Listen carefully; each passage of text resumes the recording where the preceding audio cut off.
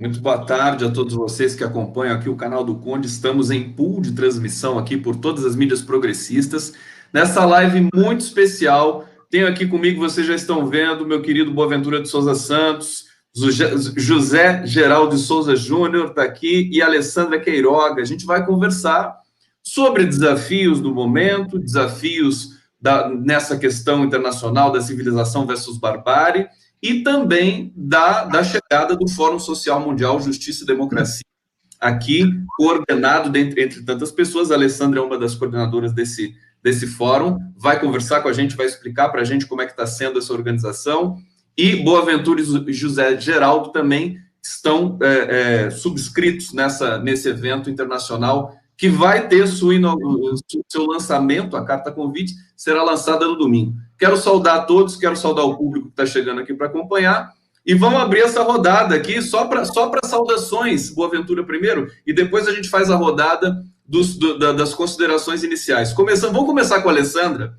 aqui, fazer as honras aqui, porque a Alessandra é muito querida aqui por todos nós, e ela está nessa posição de juntar as forças dos coletivos pelo Brasil, pela América Latina, toda a África, para organizar esse primeiro momento do Fórum Social Mundial Justiça e Democracia. Tudo bom, querida Alessandra Queiroga? Tudo jóia, tudo ótimo. Estou muito satisfeita de estar aqui. A gente estava aqui antes conversando, né? E dizendo como para mim é bom estar com o professor Boaventura, com o professor Zé Geraldo, que significaram tanto na minha vida o tempo todo. Estou muito agradecida. Obrigada a você, Conde, por abrir espaço para nós. E é isso, a gente está nesse processo, né? Na verdade, o fórum é um processo coletivo mesmo, todo mundo fazendo junto. Surgiu da ideia do professor Boaventura, num encontro de coletivos que a gente fez. E a gente achou no primeiro momento que era impossível, mas aí começamos a puxar, e logo tivemos uma receptividade enorme dos movimentos sociais, da sociedade civil, e estamos aí, prestes a poder lançar essa carta no domingo agora. Alessandra Queiroga, estamos ao vivo pelo canal do Conde, pelo Facebook, pelo Twitter, pelo Direito Achado na Rua, pelo canal do Direito Achado na Rua, super bonito esse canal do YouTube, pelo canal do Prerrogativas, pelo canal da Rede Brasil, pelo canal do Instituto Declatra. Vamos para Portugal, vamos para Boaventura. Boaventura, seja muito bem-vindo, querido. Como é que você está? Como é que está a expectativa aí para o Fórum Social Mundial?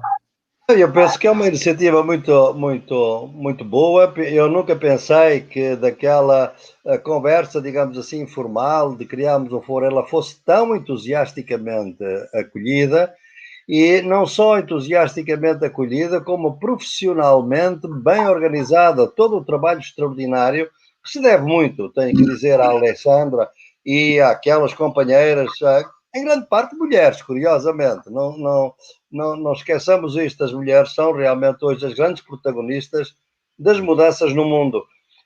E estou espantado, não estou surpreendido, porque tenho acompanhado o trabalho, mas é extraordinário esse trabalho, e pode ter uma importância não só para o Brasil, como para o continente, como, aliás, para o mundo em geral, a temática, porque é uma temática relativamente pouco abordada em termos de Fórum Social Mundial. Portanto, é por isso que tenho enorme expectativa neste fórum. A gente estava conversando aqui antes de entrar ao vivo, a gente estava falando de vinho, de receita, de azeite. Tá uma delícia, viu? Até falei para eles aqui, a gente vai colocar isso ao vivo, mas agora nós estamos aqui já na vibração do Fórum Social, das discussões sobre civilização e barbárie. José Geraldo de Souza Júnior, que felicidade tê-lo mais uma vez aqui para conversar. Tudo bem, meu querido? Tudo, Conde. Eu começo agradecendo a você a sua adesão a essa proposta, a esse projeto. No dia 22, você é o canal de comunicação oficial do lançamento da proposta. Hoje aqui a gente esquenta os tamborins, a gente prepara o lançamento, mas você nos acolheu e conseguiu nos juntar no intergeracional que aqui está presente. Os mais antigos, como eu, o Boaventura, e essa nova geração, que felizmente é feminina, né? Um velho amigo nosso, Boaventura, o professor Vará, dizia que a democracia é feminina, porque é o ancor, é o ainda mais, é o que vai adiante. Ele dizia, o Estado de Direito é masculino. E não é só uma nova geração, é também uma geração liderada por mulheres que têm muita disposição de construir futuro e de representar bem essa dimensão de solidariedade que esse futuro pede e que o nosso fórum quer realizar, né? Então, é uma alegria ter essa conjuração do bem aqui, né? no, no encontro de hoje. E vamos ver o que rola na nossa conversa. Vamos ver o que rola na nossa conversa. Obrigado, Zé Geraldo. Quero agradecer o público aqui mais uma vez. Vamos fazer agora a rodada inicial. Dizer também que eu estou muito feliz, estou muito impressionado com a força das mulheres na organização desse Fórum Social Mundial Justiça e Democracia. Vamos explicar um pouco para o público do que se trata, quem está envolvido, quais são as questões. E quando eu estava montando essa live aqui para a gente aquecer, né, as nossas emoções para o fórum, eu pensei na utopia, que é uma palavra, inclusive, que o Zé Geraldo gosta muito, e eu sei também que o Boaventura também gosta dessa palavra, porque sem utopia, nas atuais circunstâncias, não dá mais para avançar, né? Quer dizer, a gente precisa sonhar realmente com uma sociedade nova nesse próximo momento aí que a gente vai viver e estamos vivendo. Alessandra, vou passar para você agora, oficialmente, para você explicar um pouquinho para a gente. Deixa eu abrir seu microfone aqui. Ah, você já abriu? Para você falar para a gente como é que os coletivos que estão presentes. Eu estou com a carta do fórum aqui, magistralmente redigida, e depois eu quero ler trechos aqui para todo mundo comentar. Alessandra Queiroga, que é do Transforma MP, que eu falei hoje, que ia falar do coletivo maravilhoso do Ministério Público aí, que você faz parte. Tudo bem? Tudo jóia. Então, é isso. A gente tem esse coletivo, que é o coletivo Transforma o Ministério Público, na verdade, chamado por um Ministério Público Transformador.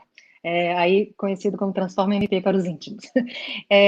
A gente, então, convidou a coordenação, é uma coordenação formada por 3 membros do Ministério Público, e a Vanessa Patriota, o Helder Ximenes e a Andréa Beatriz. E esse coletivo tem tido muito contato com os outros coletivos da área jurídica progressistas, né? Os juristas para a democracia, os juízes para a democracia, defensores públicos, policiais antifascismo. E a gente resolveu fazer um encontro de todos esses coletivos para que a gente pudesse coordenar ações práticas em comum, né? Geralmente a gente olhava assim, a gente terminava de soltar uma nota, quando via o outro coletivo também que pensava igual a nós, tinha que ter feito essa mesma nota, uma nota parecida.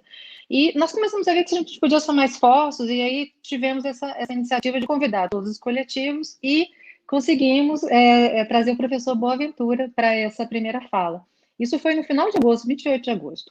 E o professor Boaventura fez questão de ficar para ouvir os projetos. Nós tínhamos vários projetos em comum que nós queremos implementar, estamos implementando, inclusive, né?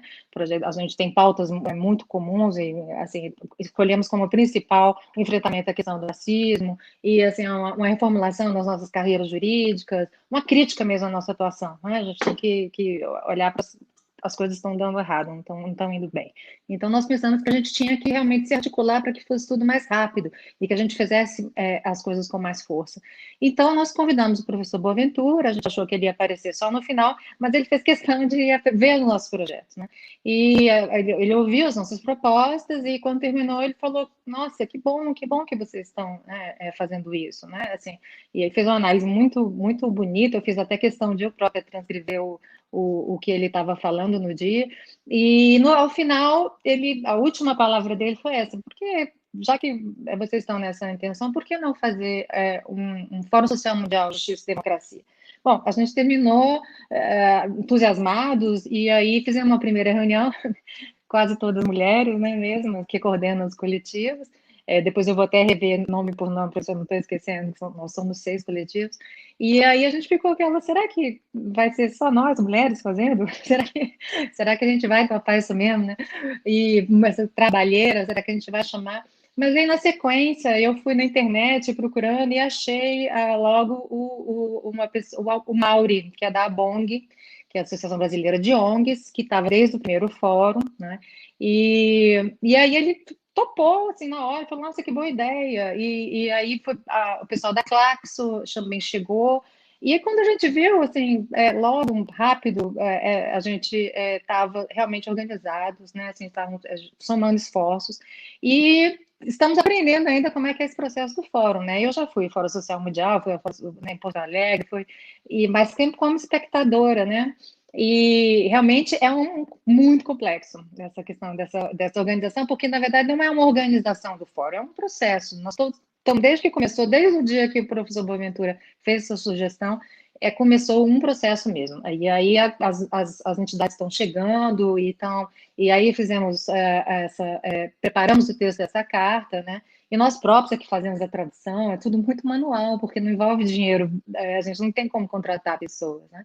E agora, finalmente, domingo, a gente vai fazer o lançamento dessa carta convite e, através de articulações nossas, convidamos, então, uma pessoa representando a Europa, que é o professor Boaventura, para uma fala, tem a desembargadora querida Vitalina, né, que foi o professor Boaventura quem eu conversou sobre ela e conseguiu esse contato, e ela é realmente uma pessoa maravilhosa.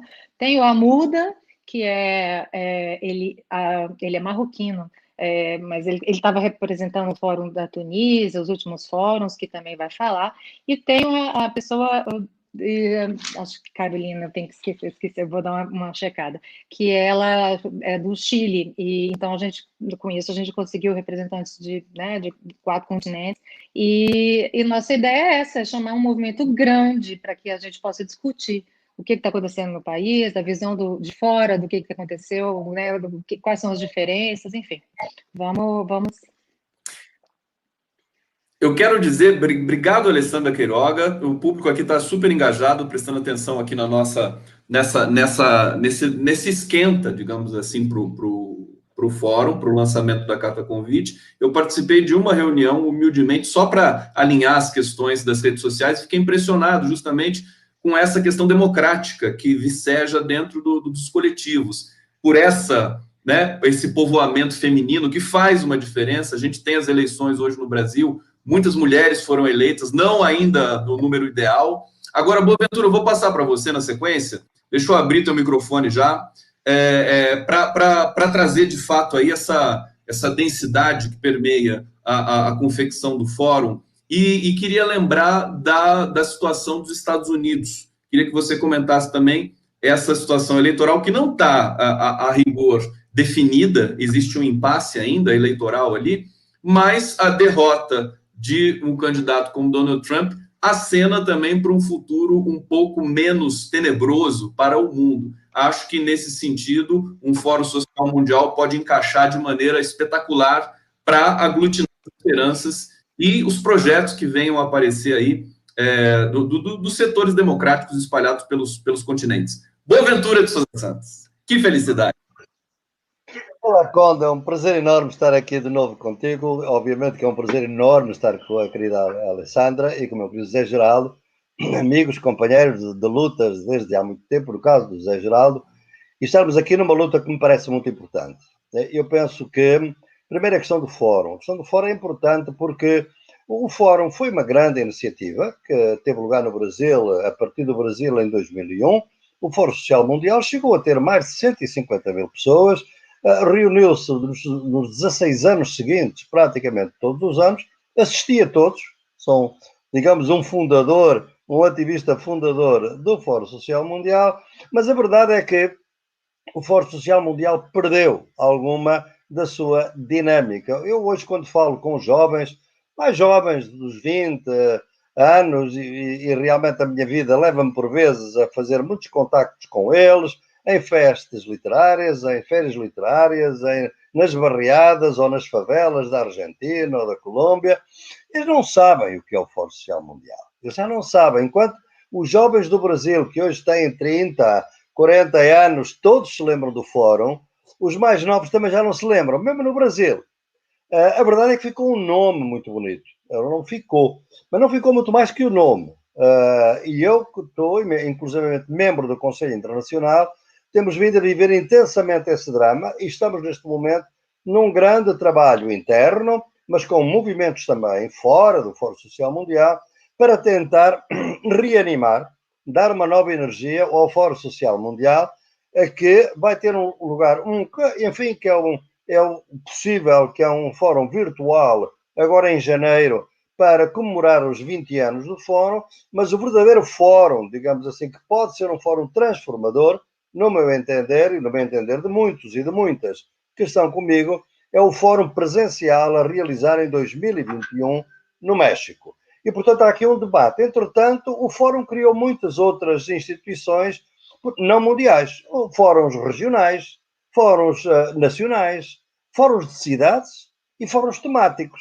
Quando eu estava a ouvir a Alessandra e os outros colegas magistrados e professores naquela reunião, eu de repente apercebi-me que o tema da justiça e da democracia era um tema ideal para um Fórum Social Mundial temático, que é um fórum totalmente autónomo, é um fórum que segue as regras gerais que estamos a seguir dos movimentos, das organizações, do não pagamento, não há entradas aqui a pagar, etc. Uma série de lógicas, mas que podem inclusivamente contribuir para a renovação do fórum. Portanto, este fórum é bom para o próprio processo do Fórum Social Mundial.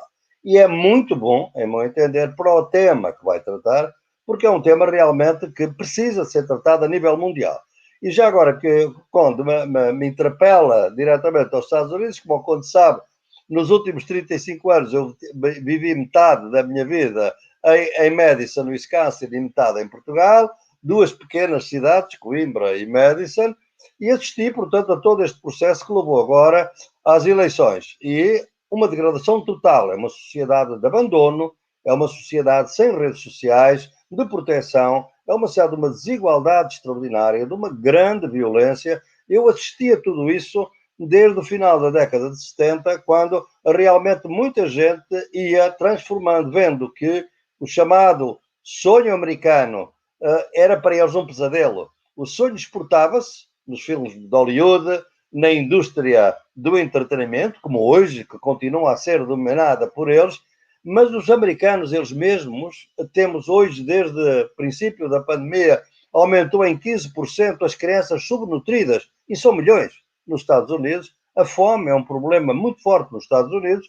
Como eu costumo dizer, ainda o ano passado, entre o meu escritório e a minha casa, todos os dias, e são 40 minutos a pé, eu vejo cerca de 20, 30 pessoas a dormir na rua. E não são negros, são também brancos. Gente que perdeu a casa, precisamente porque não houve proteção para as hipotecas, não puderam pagar as hipotecas e foram despejados. Aqui, na Europa, procurámos, no caso da Espanha, aqui em Portugal, segurar e suspender as hipotecas, não é? Mas a moratória, por exemplo, que houve agora, também já suspendeu. Portanto, o Trump é um produto de uma sociedade que foi se transformando num pesadelo para a maioria da população, ao mesmo tempo que o sonho continuava a ser o sonho enfim, propagandeado por todo o mundo, e um país que foi centrando o seu poder na parte militar.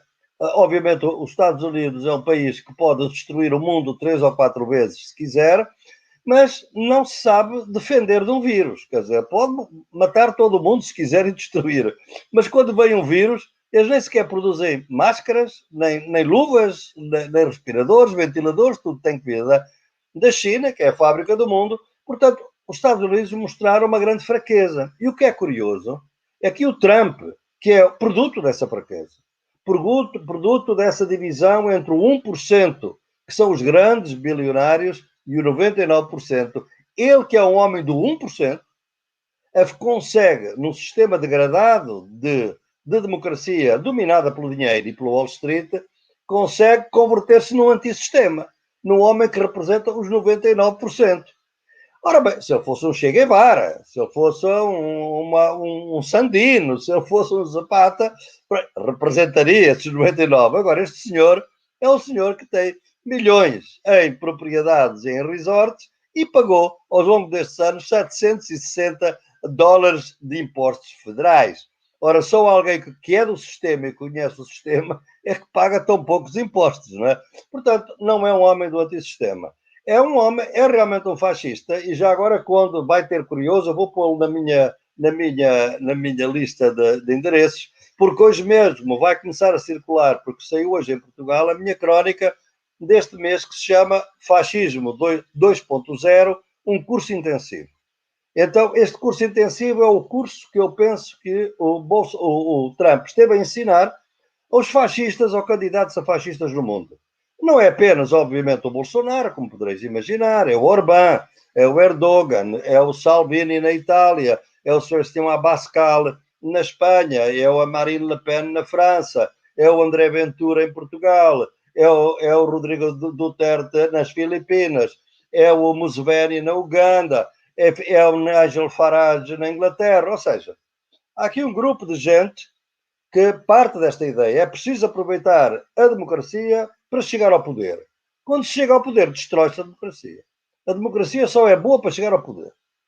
E, curiosamente, vocês têm que ver que o vosso presidente Bolsonaro disse em 18 de setembro de 2018 que só aceitava um resultado das eleições. Era ser eleito. Se não fosse eleito, não aceitava. Comparem isto com o Trump. É exatamente o mesmo. Portanto, há aqui um curso que está a ser dado pelo mundo fora. E isto é uma ameaça extraordinária. Isto é evidente que é muito bom. Eu tenho tido grandes diálogos com meus colegas nos Estados Unidos. Isto é muito bom porque eles tinham a ideia de que isto só acontecia fora, nos países do terceiro mundo, nos países menos desenvolvidos. E de repente dão-se conta que tudo aquilo que eles andaram a fazer no mundo está-lhes a entrar em casa. E até repararam uma coisa que é muito interessante hoje. É que para eles é mais fácil substituir um presidente na Bolívia ou na Venezuela, como eles fizeram, do que substituir o presidente nos Estados Unidos. Porque o homem, certamente, se não forem os militares a tirá-lo de lá, ou encontrar uma forma, mais ou menos já sei qual vai ser a forma, ou prevejo, que ele vai sair, deve renunciar a favor do Mike Pence, que vai-lhe perdoar os crimes federais, para ele não ter que aceitar a derrota, e quem aceita a derrota é o Mike Pence, e naturalmente vai ficar a liderar uma oposição extra-institucional durante estes próximos anos e tentando vingar-se em 2024, fazendo ao Biden o que o Biden lhe fez, isto é, não permitir uma reeleição. Mas isto são especulações, valem o que valem. Mas esta é a situação em que a gente se encontra. Este homem nomeou 200 juízes, isso é muito importante para o nosso tempo, para o nosso tema, nomeou ao longo do tempo 200 juízes federais e 3 juízes da Suprema Corte. Fez com que, naturalmente, a Corte Suprema dos Estados Unidos tenha agora juízes que, na sua maioria, é 6 contra 3, são conservadores, alguns hiperconservadores, reacionários mesmo. Veja-se, por exemplo, a evangélica ou católica conservadora que acaba de ser nomeada neste momento, que é uma mulher que enfim, que tem vindo a propor, inclusivamente, que se acabe a educação. Ela deve ser feita, vocês conhecem a vossa ministra Damares, a educação deve ser feita em casa, não deve ser feita na escola e, obviamente, contra a interrupção da gravidez e, portanto, todas as conquistas estão, neste momento, à beira do colapso nos Estados Unidos. Portanto, é um país à beira da guerra civil. O que aconteceu realmente com o Biden foi que o Biden realmente consegue, felizmente e sem fraude eleitoral, chegar, obviamente, ao poder. Não era o candidato ideal para muitos dos americanos, foi o candidato que o Partido Democrático entendeu que seria o melhor para se opor a Trump. Não augura nada de bom para a própria América Latina. Nós não devemos ter ilusões. Quem inventou os drones, quem fez a guerra no Afeganistão, etc., não foram só os republicanos, foram democratas, ou Obama, por exemplo, não é? E, portanto, os democratas, a Hillary Clinton foi quem decidiu a invasão da Líbia. Portanto, temos que ter um pouco de calma. É bom para os americanos e é bom para a democracia no mundo. Temos democracia. O continente latino-americano que não vá, enfim, embandeirar em arco e dizer, meu Deus, bem um amigo, agora finalmente na América está um amigo. Não. Os norte-americanos são amigos dos seus negócios. E, por exemplo, a Huawei, se estiver no caminho deles, é para retirar, não é para apoiar. Portanto, vamos aguardar, obviamente, mas é evidente que é bom que o Trump efetivamente saia. Como vai sair, não sabemos ainda, e pelo menos esta democracia de baixa intensidade vai-se afirmar, e eu fico muito feliz por isso. Agora, como digo, trabalhemos sobre o judiciário, porque o judiciário pode ser uma barreira, e o que mais me preocupa a todos os democratas nos Estados Unidos era isto, é que se o homem resistisse e fosse para o Tribunal Federal, o Tribunal Federal era capaz de lhe dar a eleição. Compreende? E este é o grande problema de hoje. Perfeitamente, Boaventura de Souza Santos. A Alessandra teve um pequeno problema aqui, entrou novamente aqui na live. Obrigado, professor Boaventura. Eu quero destacar aqui que a TV nós estamos com várias retransmissões pelo YouTube, e a TV Resistência Contemporânea, que tem quase 100 mil inscritos, está nos retransmitindo aqui também. Uma honra muito grande. Quero agradecer a TV Resistência Contemporânea. Muita gente comentando, mas eu vou passar, daqui a pouco eu vou fazer uma leitura aqui dos comentários dos internautas, passando diretamente agora para José Geraldo de Souza Júnior, ex-reitor da UNB, um dos juristas mais respeitados desse Brasil. Toda vez que eu converso com as pessoas ligadas ao direito, e o nome do Zé Geraldo aparece, é sempre com muito carinho, com muito respeito, com muita admiração, e é com essa admiração que eu recebo o Zé Geraldo mais uma vez aqui no canal do Conte e os agregados que estão nos retransmitindo. Zé, a palavra é sua, meu querido. Então, primeiro, essa notícia que você deu de que a resistência contemporânea está na nossa rede. É um grupo de Palmas, no Tocantins, bastante mobilizado, surgido do seio da comunidade e que constrói uma comunicação expandida democraticamente no diálogo com os movimentos sociais. É uma boa notícia essa, né? E eu queria começar recuperando, a partir das observações que a Alessandra e o professor Boaventura fizeram,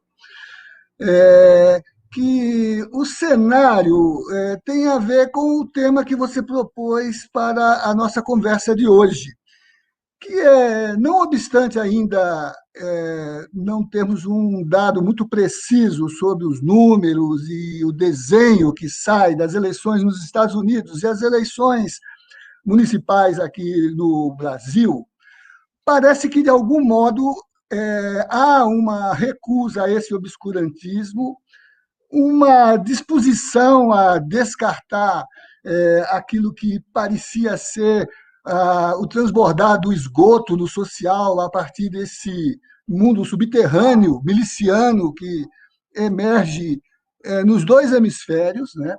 E que, junto com o que está acontecendo na América Latina, na Bolívia, no Chile, no Peru, né, de algum modo faz sentido imaginar que há uma expectativa de retorno das utopias. Não só para pensar um futuro pós-pandemia e numa globalização que reponha o fraterno, o solidário, né? Mas também para ultrapassar a angústia que a gente já havia discutido, eu e Boaventura, com você, sobre a questão dos paradigmas civilizatórios, à luz das novas demandas que surgem. Ainda bem que, antes de nós, intelectualmente, no sentido sociológico da análise, o sensível dessa questão já estivesse muito presente entre nós. O ano passado eu vibrei com a música do Jonathan Silva, a Utopia, e o samba da Utopia, né? E me fascinei com a estrofe do se acontecer afinal de entrar em nosso quintal a palavra tirania, pegue o tambor e o ganzá, vamos para a rua gritar a palavra utopia. Acho que mandei até para o Boaventura a letra desse samba, ou a gravação desse samba, né, que é uma dimensão impressionante, e quando você que é músico sabe como a arte traduz, ainda antes de estar explicitado para todos nós, a descrição ou a interpretação do real, ela já o antecipa. O Caetano, em 2012, fez um samba em homenagem a Marighella. O samba se chama Um Comunista. E a estrofe também é maravilhosa. Os comunistas guardavam sonhos, os comunistas. Mas ninguém entendia. Vida sem utopia, não entendo que exista. Assim fala um comunista. né? Essa coisa da utopia posta na sensibilidade artística que intui, mostra, revela, não explica, declama, mas antecipa o nosso imaginário e revela a dimensão assim dessa expectativa, dessa demanda civilizatória, né? É um outro artista, o cineasta argentino Fernando Birri, que muitos chamaram de construtor de utopias. Ele fez a aula magna do primeiro Festival de Cinema Latino-Americano em 2006, no Memorial da América Latina, em São Paulo, né? E lá foi chamado de formulador da noção de imageria. E o Fernando Birri, quem formulou aquela célebre definição da utopia que está no horizonte, me aproximo 2 passos, ela se afasta 2 passos, que Galiano depois, nas palavras andantes, projetou, prorrogou, difundiu e acrescentou, porque também no seu El Derecho ao Delírio, o Galiano que difundiu tanta expressão do Birri, acabou dizendo que, da sua própria visão, fixarmos nossos olhos mais além da infâmia para imaginar um outro mundo possível, o ar limpo de todo veneno que não provenha dos medos humanos e das humanas paixões, é o tema do Fórum Mundial, um outro mundo possível. A arte antevê, antecipa, mostra, né? E se o Papa, por exemplo, na Fratelli Tutti, diz que não temos estrelas para nos guiar, a poesia de um Quintana mostra isso, e se as estrelas são inatingíveis, ora, não é motivo para não querê-las. Que tristes os caminhos, se não fora presença distante das estrelas, né? Por isso que eu acho que o Boaventura tem razão quando diz que a utopia não é um delírio, como diz Galiano, como diz Birri, como diz Jonathan, como diz Caetano. A utopia, diz o Boaventura, é esse pensamento constitutivo de um sentido de transformação social, né? Eu acho que a sua chamada coloca essa possibilidade, e aqui é uma pena, né? Porque uma frase que circula para todo lugar, folder, cartão de visita atribuída a Dom Quixote, quando ele diz: cambiar o mundo, amigo Sancho, não é loucura nem utopia, sino justiça, que depois eu fui procurar no Quixote, não tem essa frase lá, não tem a palavra utopia em Cervantes, mas deveria estar lá, porque é tão bem elaborada, e ela é tão bem formulada, porque, de certo modo, pensando com os artistas, que a utopia coloca a possibilidade de um outro mundo possível, eu acho que é isso que o Fórum Social quer realizar. E escolher a dimensão da justiça é fazer como o Quixote, que, embora isso não esteja nele, circula como se fosse, vou tomar como se fosse. Ele deveria ter dito isso. Para nós, hoje, utopia é realizar a democracia e a justiça. Por isso que eu acho que é o tema do nosso fórum, né? E é o que nos reúne aqui, né? Para nos juntarmos aos artistas, para celebrarmos, construirmos um caminho com estrelas que nos guiem, que, como dizia o Roberto Lira Filho, no fim, é preciso reivindicar as estrelas para poder conquistar o pão, né? Então, eu acho que eu queria começar assim, até para mobilizar o Boaventura, que é um grande poeta também, um grande compositor de rap também, né? Ele tem um livro chamado Rap Global, que ele fez em parceria com um grande compositor do rap, né? O René Inquérito, né?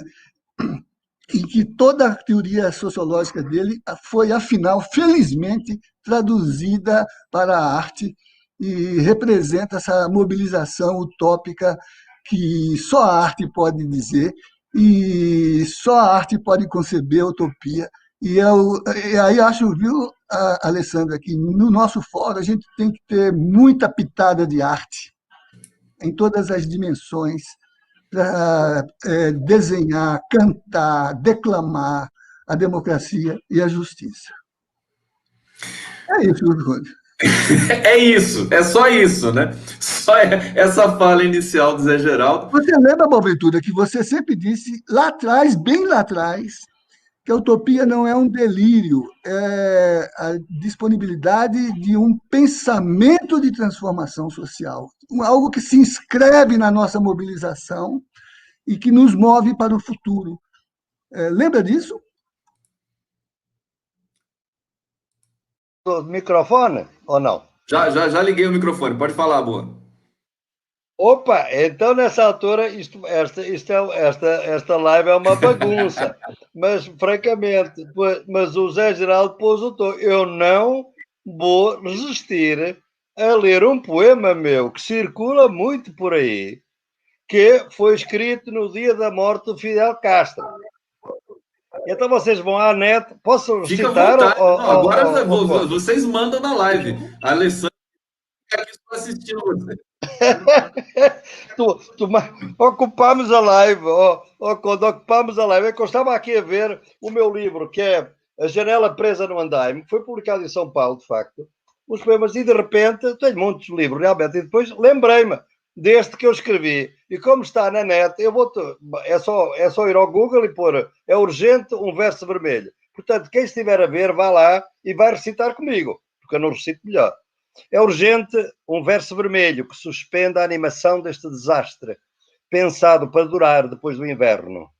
É urgente um verso vermelho com todas as cores do arco-íris e o vento natural do universo. É urgente um verso vermelho que ponha de novo em movimento os comboios da imaginação. Azeite puro em manivelas de razão quente. O peso da história, de novo levíssimo, a rodar sobre perguntas livres e ruínas vivas. A paisagem a mudar primeiro lentamente, enquanto vão entrando vozes ainda submersas, os corpos mal refeitos da desfiguração, da guerra e do comércio, das carteiras e das promoções. É urgente um verso vermelho que desata os nós da memória e do medo e resgata os rios da rebeldia, a palavra cristalina e inabalável, inconfundível com as mordaças sonoras à venda nos supermercados da ordem. É urgente um verso vermelho para anunciar o barco polifónico da dignidade, pronto a navegar, os rios libertos das barragens calcinadas, dos sistemas de irrigação industrial da alma. É urgente um verso vermelho, a luz manual portátil que vá conosco, sem esperar que virá no fundo do túnel, se vier, porque a cegueira da viagem é sempre mais perigosa que a da chegada. Talvez só entrega, talvez só paragem. É urgente um verso vermelho que traça um território inacessível aos vendedores de mobílias espirituais e turismo de acomodação. É urgente um verso vermelho, vinho de bom ano, para acompanhar os sonhos sãos e saborosos, preparados em brasas de raiva e brisa de alegria. É urgente um verso vermelho, sem solenidades nem códigos especiais, para devolver as cores ao mundo e deixar combinar com a criatividade própria dos vendavais. Acabou. Obrigado. Sensacional. Deixa eu abrir o microfone aqui dos nossos queridos convidados. Podem abrir aí para a gente fazer ressoar as palmas. O público aqui está super emocionado. Incrível, né? Porque a gente vem para fazer o debate, enfim, para a gente se encantar realmente, para trazer poesia. Essa fala do Zé Geraldo de dizer que a arte antecipa, né? Antecipa a visão da realidade, antecipa a visão de mundo. Tudo isso tá no horizonte da confecção desse momento do Fórum Social Mundial. Eu acho que isso é muito inspirador. Aliás, eu vou ler alguns comentários aqui do nosso público, vou passar para a Alessandra na sequência, vou fazer uma pergunta específica para a Alessandra com relação à organização do Fórum e com as falas também dos nossos queridos Boaventura e Zé Geraldo. E tem uma pergunta na sequência também para ambos os nossos queridos professores que estão aqui. A Daniele Barbosa está dizendo, é urgente um verso vermelho. Isso vai virar meme daqui a pouco, vai virar hashtag, né? É urgente um verso vermelho. A NAP dizendo, que delícia este momento de pura arte, bravíssimo Boaventura. Muito carinho aqui para todos os convidados. Amo Zé Geraldo, que transpira poesia. Daniele, mais uma vez aqui. Que lindo samba, professor Zé Geraldo. Vamos gritar a palavra utopia. Maria Silva dizendo, que maravilha fazer referência à arte. É o ar que respiramos e o que nos dá fôlego diante das tiranias para erguer democracias. Depois eu volto ao bate-papo. Alessandra Queiroga, você vê que emoções fortes, né? Aguardam aí o desenrolar desse fórum, até do bastidor, mas do momento em setembro de 2021, porque tudo vai convergindo para esse momento em 2021. Até lá, nós teremos muitas atividades. Inclusive, uma delas eu quero perguntar para você, porque nesse Fórum Social Mundial Justiça e Democracia, nós teremos o julgamento do Sérgio Moro e do Deltan Dallagnol. Confere, Alessandra, conta um pouco essa história para a gente, que é justamente a dimensão da arte, porque vai ser uma representação, evidentemente, de uma questão que está engasgada na garganta de todos nós aí que prezamos os princípios democráticos. Alessandra Queiroga, eu não apresentei, Alessandra, eu vou falar aqui rapidamente, tá? Ela tem graduação em Direito pela Universidade de Brasília, mestre em Direito pela Universidade de Brasília e é promotora de Justiça do Ministério Público do Distrito Federal e Territórios desde 1994. Querida Alessandra, a palavra é sua. Primeiro eu queria falar da minha emoção aqui, né? Eu até fiquei mesmo emocionada, assim, porque eu, assim, quando eu entrei na universidade, eu era muito nova e eu tinha tudo para ter seguido um caminho bem diferente.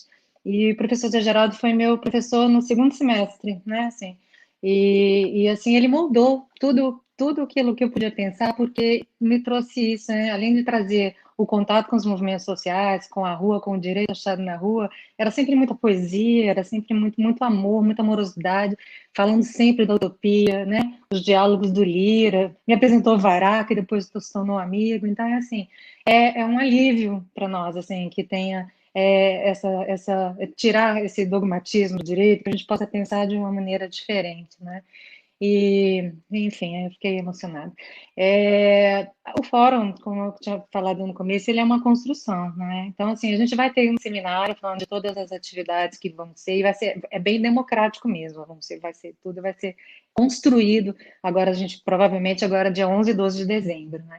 Essa ideia do julgamento, ela, especificamente do Dallagnol e do ex-juiz Sérgio Moro, ela surgiu numa live nossa, quer dizer, na verdade era uma ideia do Xixo, Wilson Ramos, que em uma live nossa do Transforma, que nós temos feito muita live, né, assim, muitos encontros. Quando começou a pandemia, a gente falou, gente, o que nós vamos fazer? Que tanto de coisa, tanto projeto que a gente tinha para tocar, como é que a gente vai fazer? E aí a gente resolveu conversar, e em uma das lives, o Xixo falou que ele queria fazer esse julgamento, então tinha essa ideia de se era um julgamento da Lava Jato, se era especificamente da Dallagnol e do Moro, e existiam outros coletivos que têm essa mesma ideia, inclusive, assim, de chamar grandes juristas mesmo, de ser um julgamento, uma representação, óbvio, mas que seria um julgamento feito por grandes juristas. O Xixo falou do Canutilho, né, falou do professor Boaventura, e falou de várias pessoas que viessem aqui e fizessem esse julgamento. E a partir daí já vieram várias ideias, né? Então o fórum é assim, ele é muito dinâmico. Teve a ideia de fazer aquilo que faltou no Brasil, que é a justiça de transição, e a gente fazer uma atividade na justiça de transição. Há uma ideia de fazer um julgamento amplo do sistema de justiça, então talvez em cada dia do fórum, ao final do dia, seja uma grande atividade essa de fazer esse julgamento público, né? Alguma coisa simbólica que a gente faça e realmente oportunize que pessoas do direito, da área do direito, façam uma avaliação jurídica, não é? Política e das responsabilidades de cada um. Então, isso é uma das ideias. Agora é isso, o fórum ele vai ser construído, assim, toda a cara dele, é por isso que é tão importante o chamamento, é por isso que é tão importante esse comparecimento agora no dia 22, que as entidades todas venham e que participem desse momento de construção coletiva, que vai começar no dia 11 e 12 de dezembro. A gente pretende, inclusive, ter alguma atividade dentro do Fórum Social Mundial, que vai ter em janeiro, que é esse maior, né, fórum grande que ia ser presencial, mas não pôde por causa da pandemia, e durante o ano inteiro, até setembro do ano que vem, serão várias atividades que nós vamos construindo juntos aquilo que vai ser feito. Então, é um convite, é um engajamento mesmo de todos. Isso, Enquanto sim. você está falando aí, eu estou colocando a imagem aqui, o card do evento de domingo, né? O Fórum Social Mundial Justiça e Democracia 2021, domingo 22, às 11 da manhã, participação de Boaventura de Souza Santos, Carolina Torrá, Vitalina Papadakis, Amuda Soubirri e grande elenco aqui dos coletivos que fazem parte da organização do fórum. É um processo emocionante, é um processo que ele está em processo, né, Alessandro? Acho que você colocou muito bem. Queria até que você falasse um pouquinho mais sobre isso. Quer dizer, as agendas vão sendo criadas a partir do momento em que os vão propondo. É um work in progress, né? É o famoso poema do Antônio Machado, caminante, el que no hay camino se hace al andar. Mas com um propósito muito estabelecido e também com essa data de setembro de 2021 agendada, né, Alessandra? Até eu queria, porque eu falei que eram 6 entidades, eu queria dizer que quem é que realmente começou, né? Esse aqui, então, foi o Transforma MP, a Associação Brasileira de Juristas pela Democracia, a Associação Juízes para a Democracia, a Associação Advogadas e Advogados Públicos para a Democracia, Coletivo Defensoras e Defensores Públicos pela Democracia e Movimento Policiais Antifascismo, né? Esses foram aqueles que começaram, né? Que a gente até na carta coloca começamos. Aí, a partir daí, como foram entrando as outras entidades, é o tal do exercício da democracia, né? Assim, a gente engraçado, porque coletivo todo mundo do direito, todo mundo mandão, sabe? E assim, é muito difícil esse exercício, assim, porque realmente as pessoas vão chegando e vêm com novas ideias, e sim, lógico, né? A gente não é dono, a gente às vezes esquece que a gente não é dono. Então, é toda uma amarração, toda uma construção, tudo muito democrático, né? E tudo muito, na verdade, manual, que nós é que fazemos assim mesmo, né? Eu estou vendo, porque eu estou participando também desse processo com muito orgulho e muita felicidade aqui. A pergunta mais recorrente, antes de passar para o Boaventura e para o Zé Geraldo mais uma vez, pergunta recorrente aqui do chat é: onde vai ser o Fórum Social Mundial 2021? Eu acho que isso ainda não está acertado, mas eu quero ouvir você, Alessandra, que está aí nos domínios dessa situação toda. Acontece que justamente como o fórum é um processo que você não recebe, não tem como pedir patrocínio de empresas, você não tem como, tem toda uma carta de princípios que foi fundada lá em 2001, né, de economia solidária, de não apresentar marcas, de não ter autoridades públicas bancando, mas o que a gente precisa é contar no mínimo com uma colaboração assim, não obstrutiva, que ninguém boicote a gente e tudo mais. Então, o que nós estamos esperando? Nós estamos esperando o resultado das eleições da cidade, que não adianta, assim, inclusive, logo começou esse processo, alguns governadores já assim, entraram em contato oferecendo o Estado, né, venha para cá, vamos fazer aqui e tal. Mas não adianta o governo estadual ser um governo que não vai fazer nenhuma obra, é preciso também que seja uma prefeitura amigável, né, pelo menos que não vai nos atrapalhar. Então, são algumas considerações que a gente tem que fazer com o resultado das eleições e também a dificuldade de voos, isso tudo, né? Então, a partir quando terminar o resultado, quando vier o resultado das eleições, a gente vai sentar e vamos decidir isso daí. Eu estou aqui pensando uma besteira, né? Quer dizer, se o Boulos ganhar em São Paulo, acho que já está quase meio onde vai ser essa sede do Fórum. Não é só você que pensou a besteira, não. Eu até pensei, vamos mobilizar o voto para garantir uma prefeitura amigável. Pois uma prefeitura. Aliás, isso é um slogan. Isso não é nem um enunciado, né? A Alessandra Queiroga já cunhou aqui um enunciado específico para, enfim, todo esse segundo turno aí que está se desenrolando no Brasil. Boaventura, e Zé Geraldo, quer dizer, eu vou fazer 2 perguntas em uma aqui. Primeiramente, uma provocação, porque eu estou tentando fazer uma provocação semântica, que é o seguinte: fascistas assintomáticos. Há muitos pelo mundo todo. A gente está vendo esse desdobramento, né, a derrota da extrema-direita pero no mucho. Nós temos alguns problemas ainda. O neoliberalismo travestido de uma defesa de uma democracia que é um pouco difusa. Queria que Boaventura e Zé Geraldo comentassem essa questão. E a outra questão tem a ver com a fala do Boaventura no começo, que é o seguinte: o primeiro Fórum Social Mundial foi em 2001. Foi um acontecimento, quer dizer, um fórum que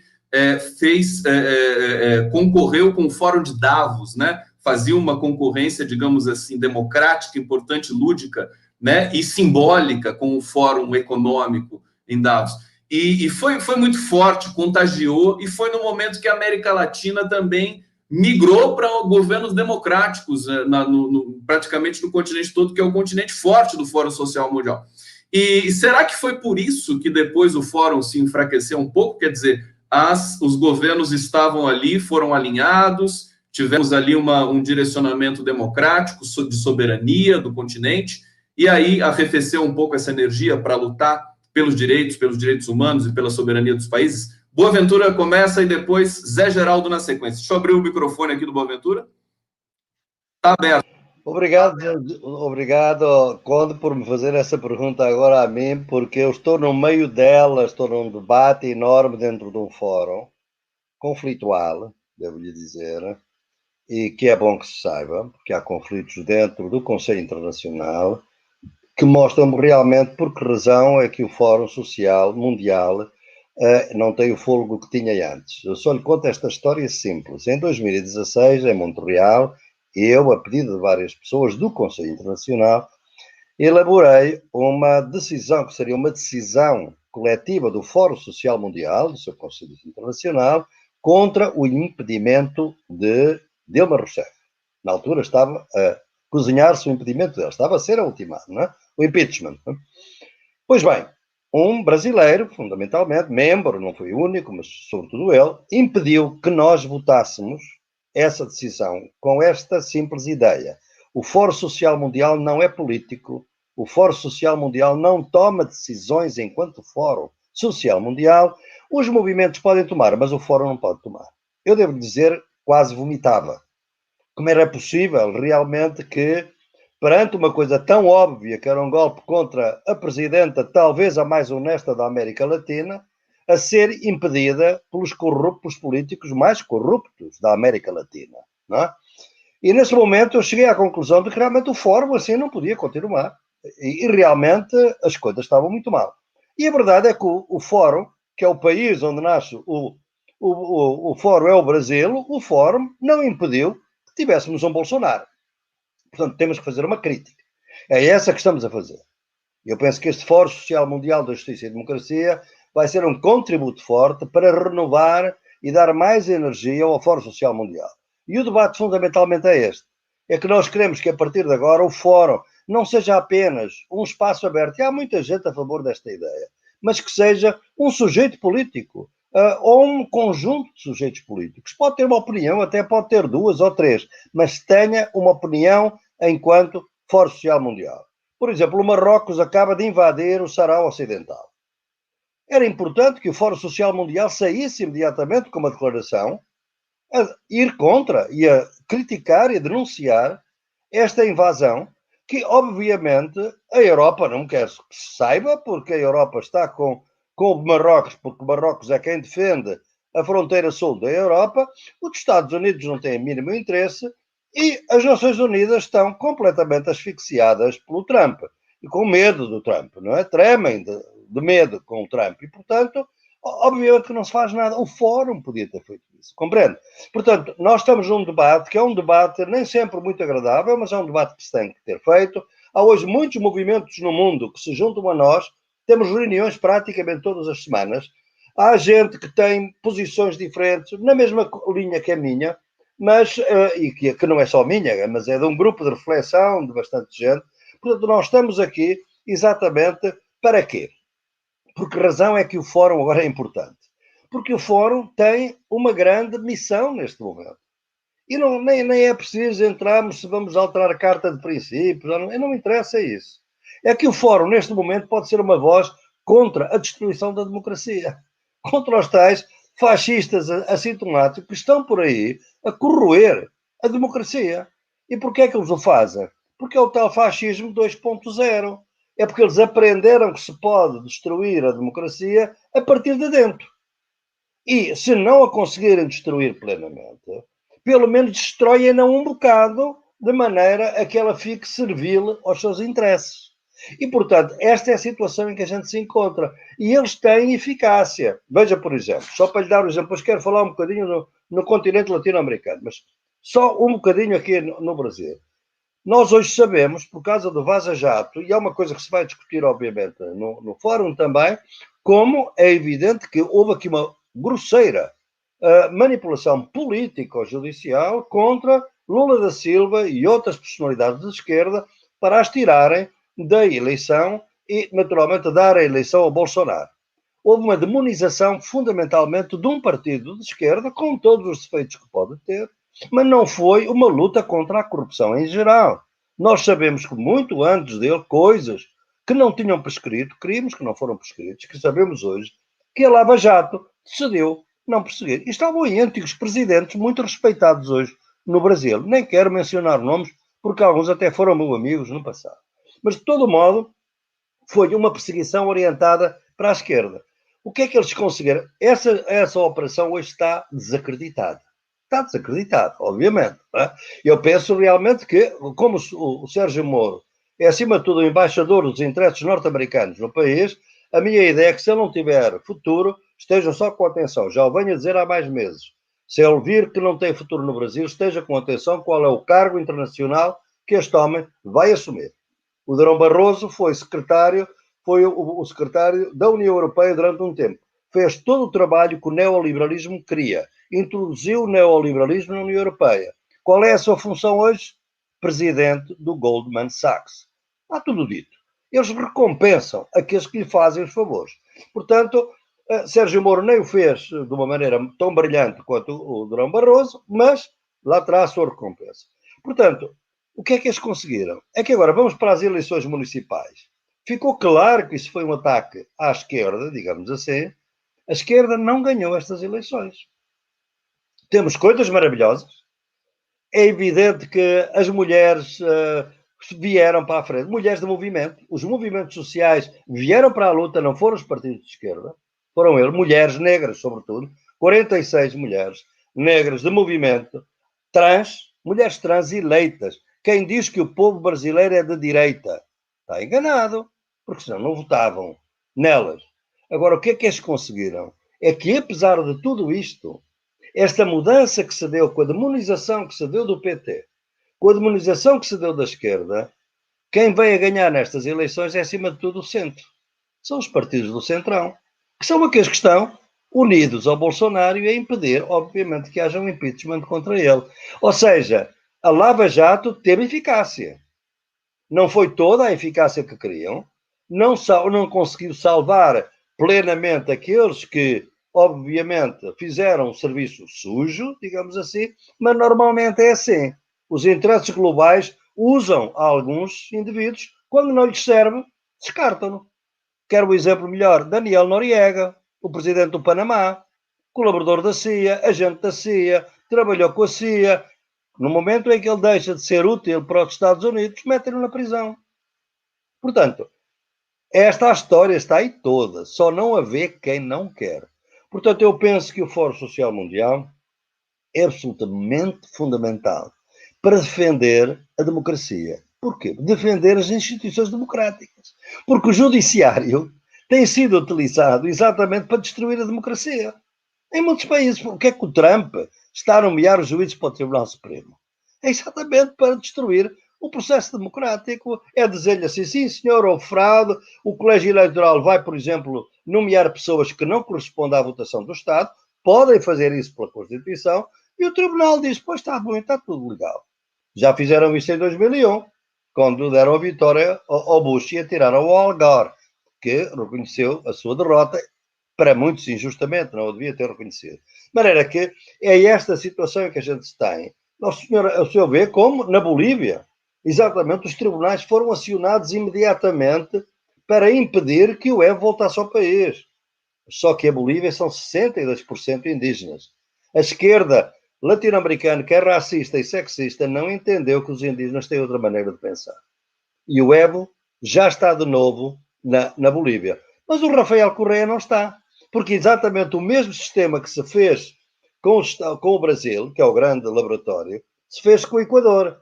uma ação judicial, atacar de corrupção, fazer uma série de outros crimes, mostrar que há desobediência, se a fugir do país, o caso do Rafael Correia, e nunca mais pode voltar.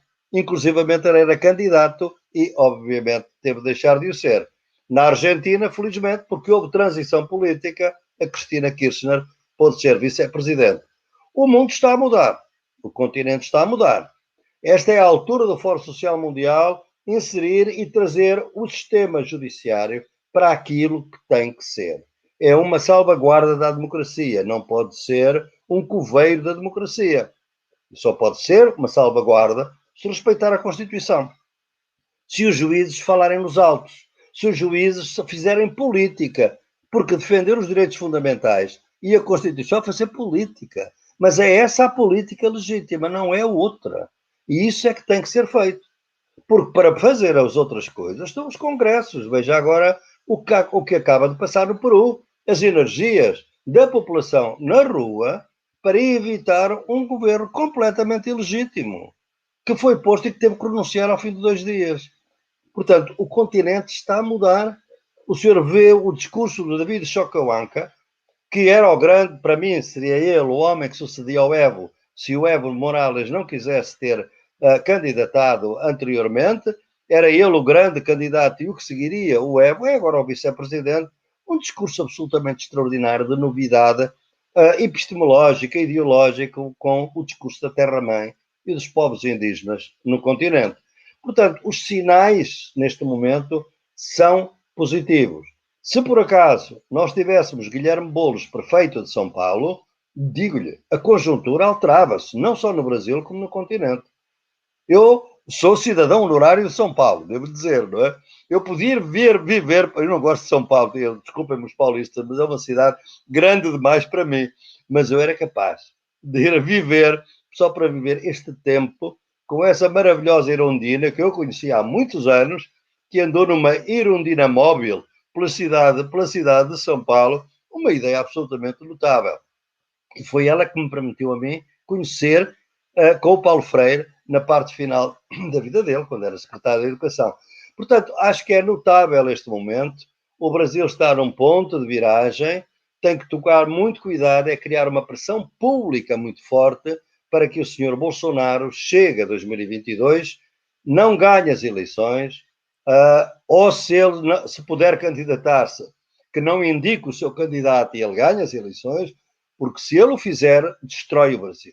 Portanto, o que está em causa é isto. Bolsonaro é um genocida, é um fascista, não podemos ter outra ideia. O que ele tem dito sobre a pandemia está acima de qualquer critério político. Ele consegue ser, em alguns casos, pior que o próprio Trump. Portanto, e é muito difícil ser pior que o Trump, como pode imaginar. Portanto, o que está em causa é muito forte. Eu penso que este fórum vai vir num momento exato, que é 2021, antes dos processos eleitorais, mas para ajudar a uma transformação da opinião pública brasileira que não está agora totalmente presente nestas eleições, mas que está a germinar. A gente vê, por exemplo, em Porto Alegre, a União dos Partidos de Esquerda, a grande Manuela Dávila, grande amiga, aí está ela, à frente, sem problemas. E claro, Boulos podia estar numa posição ainda melhor se efetivamente tivesse tido o apoio do PT no primeiro turno, como eu pedi ao Presidente Lula, e infelizmente não foi possível. Embora o Presidente Lula tenha uma admiração absolutamente extraordinária por Guilherme Boulos e considere que ele é o líder que algum dia pode continuar a obra dele, porque tem carisma, tem 38 anos e é um homem, é o único político de esquerda que eu conheço, que vive na periferia. Conhecidos. Há mais políticos que vivem na periferia, e vereadores sobretudo, mas políticos de perfil nacional que viva na periferia de São Paulo, numa periferia, é o Boulos. Honra-lhe seja. Boaventura de Souza Santos aqui, que eu não vou nem fazer uma intervenção aqui, Zé Geraldo, vou passar diretamente a você, lembrando aqui o nosso querido Boaventura que foi até bonito no segundo turno, imediatamente o PT indo para apoiar o Boulos. Quer dizer, como você disse, teve essa questão do primeiro turno aí. Eu até brinquei hoje que, assim, no primeiro turno você vota com o coração, no segundo com o cérebro, mas também com o coração, né? Também com. Zé Geraldo, o que você vai falar para a gente aí em cima dessa maravilhosa inserção do nosso querido Boaventura? Já estou deixando a palavra com você, Zé, mas eu acho que teve aí um problema de conexão. Eu acho que ele tem toda a razão quando faz. Sim. Acho que agora estabilizou. Não está me ouvindo, não? Sim. Agora sim, então, eu acho que ele tem toda a razão. Sim. Eu acho que ele tem toda a razão quando, a partir dos primeiros elementos avaliáveis da eleição, ainda não terminou, né? Se pode constatar que a esquerda não ganhou a eleição. Entretanto, eu considero, porque se não ganhou, todo o arranjo da eleição foi na hipótese e na estratégia de destruí-la eleitoralmente. E ela não foi destruída eleitoralmente. O número de prefeituras, de vereadores, o número de projetos inscritos na plataforma tradicional partidária da esquerda manteve-se num horizonte importante, inclusive nesse segundo turno ainda, disputando lugares estratégicos no país, incluindo o PSOL, por exemplo, não só em Porto Alegre, mas em Belém. Esse é um fato. O que eu acho significativo do que o professor Boaventura coloca é menos que se contraponha no processo eleitoral a tensão partidária entre esquerda e direita.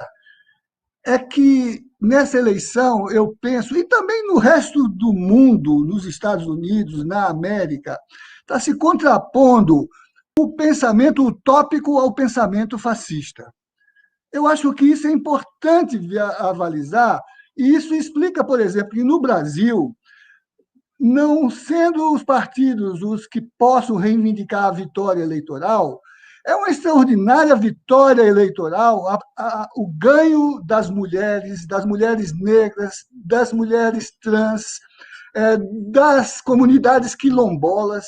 Tivemos prefeitos quilombolas, tivemos vereadores quilombolas em número nunca antes na história desse país, como dizia um célebre líder brasileiro, né?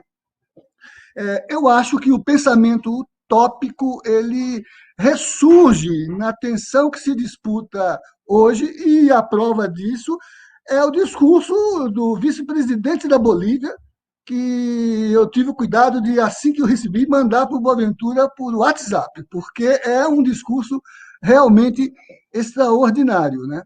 Então, esse é um primeiro ponto, que remete à sua questão anterior do fascismo assintomático. Alguns anos, é um caos, alguns anos, em 85, para ser mais preciso, depois da experiência de luta por redemocratização, convocação de constituinte, eleições, na Universidade de Brasília, lembrar o Boaventura que ele é cidadão brasiliense e doutor honoris causa da UNB também. Então, a UNB é menor que São Paulo, dá para morar aqui também, né? O reitor eleito da UNB, Cristóvão Buarque, resolveu fazer o que a ditadura havia interrompido, que era as colações de graus em grandes assembleias e não mais fragmentadas, para evitar mobilizações de gente que pudesse eventualmente fortalecer discursos de antagonismo. E nós fizemos, então, eu era o procurador-geral da universidade nessa época, fizemos a primeira colação de grau da redemocratização do UNB no ginásio de esportes. Centenas de alunos de todos os cursos e as arquibancadas tomadas pelas famílias. E fizemos uma escolha por eleição dos grupos de formandos de seus paraninfos. E venceu a eleição a professora Marilena Chauí, que foi a nossa professora paraninfa do evento. Um discurso maravilhoso, magnífico, magnífico. Quase tão bom quanto o que ela fez para homenagear o Boaventura no honoris causa dele na UNB. E Marilena fazia o seu discurso, e no exato instante em que ela começava a falar sobre a violência contra a palavra, a censura, a violência contra a política, a inibição das mobilizações sociais, a violência contra o corpo, a tortura, o recinto começou a aplaudir. Ela até, e todos nós pensávamos que o aplauso era de homologação do discurso. E depois ela começava a falar de novo e os aplausos vinham. Os aplausos não eram uma homenagem, era uma outra censura, era um sinal daquela imensa plateia de que o discurso incomodava. E me lembro que no recinto presente estava sentado o Sérgio Paulo Rouanet e sua esposa, a professora Bárbara Freitag, que era a nossa professora, e ele virou para mim e disse: veja, isto é o nosso fascismo inconsciente. Que você chamou de assintomático. É o nosso fascismo inconsciente. É aquilo que o Boaventura chama de fascismo societal. Ele não é o fascismo da experiência histórica e política de governo e de Estado. É o fascismo do social. É o fascismo de uma sociedade decolonial que tem na sua trajetória cultural o racismo, o patriarcado, as referências de objeção sexista e classista que se espalha no processo político que a gente vive e que está na base dessa tensão política que a gente está travando aqui e no mundo, né?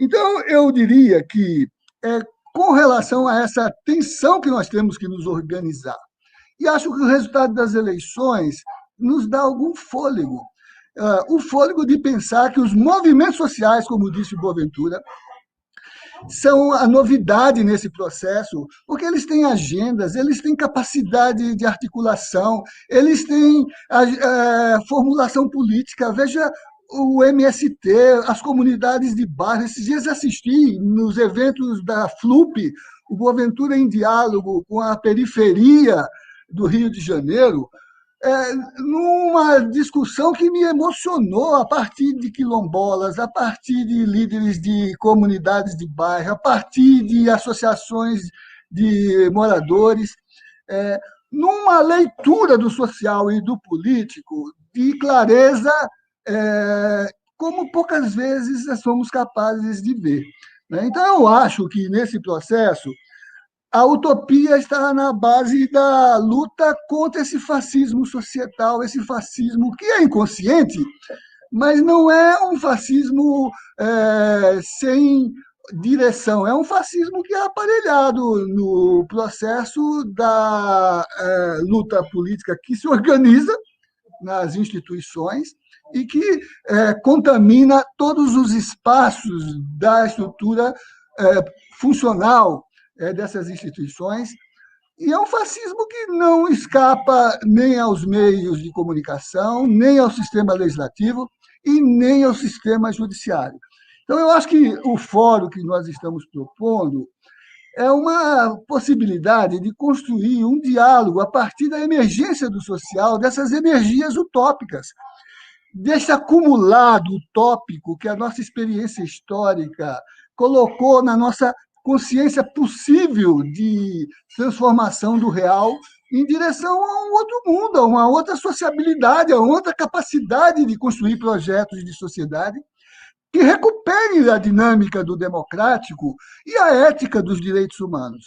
Então, eu acho que esse fórum, ao colocar a questão da democracia e da justiça, convoca para essas dimensões e o faz orientando a nossa capacidade de interlocução, mas também de interpelação, a essas estruturas que podem recuperar a dinâmica, vamos dizer assim, inscrita na sua história institucional, para recuperar, por exemplo, na capacidade da justiça, aquilo que é o próprio Boaventura que diz, a possibilidade de fazer cumprir as promessas da dignidade e do direito, né?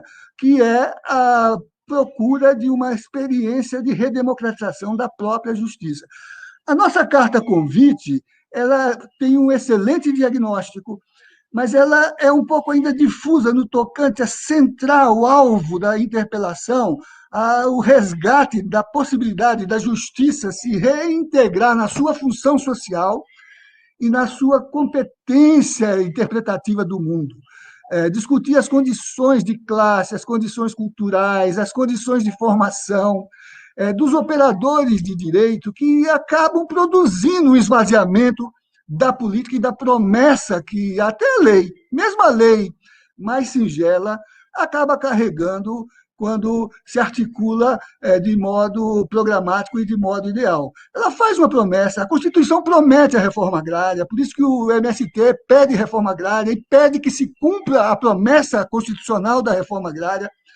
É por isso que a moradia está inscrita como uma promessa e é por isso que Boulos, por exemplo, diz que não pode deixar a moradia como um direito fundamental subordinada à especulação do domínio nas cidades e no campo, né? E requer uma mediação transformadora dos planos diretores, dos planos urbanísticos, para dar dignidade à moradia e recuperar o seu projeto de atendimento às demandas subjetivas, intersubjetivas de um social que se emancipa. Então, eu acho, Conde, que o que você chama de fascismo assintomático, que Rouanet chamou de fascismo inconsciente, que Boaventura chama de fascismo societal, que é essa gramática que nós precisamos trabalhar em mediações como o Fórum, nos nossos debates intelectuais, mas no diálogo com as energias utópicas da sociedade. Porque aí os partidos vêm atrás. Os partidos vêm atrás. Pense, o Boulos é um fenômeno porque ele é partidário? Ele é recentemente partidário. O Boulos é um fenômeno porque ele vem das lutas, das demandas urbanas por novos direitos à cidade, não é? A Erundina é esse fenômeno porque foi prefeita de São Paulo? Não, porque ela é uma assistente social que trabalhou a educação como emancipação.